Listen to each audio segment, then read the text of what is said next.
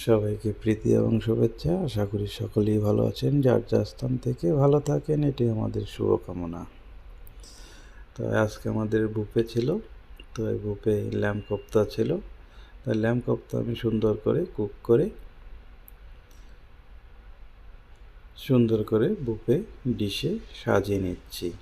আপনি যখনই বুফে কিংবা ফুড হ্যান্ডেলিং করবেন তখন অবশ্যই আপনাকে হ্যান্ড গ্লাভস পরিধান করতে হবে। আর সব সময় খেয়াল রাখতে হবে পার্সোনাল হাইজিন আপনাকে কিচেনে কাজ করলে অবশ্যই মেনটেন করতে হবে। তাই যখনই আপনি কাজ করেন তখনই আপনার পরিষ্কার পরিচ্ছন্নতার দিকে নজর রাখতে হবে। আর কুকিং যখন আপনি করবেন তখন proper cooking temperature above 75 degree উপরে হতে হবে।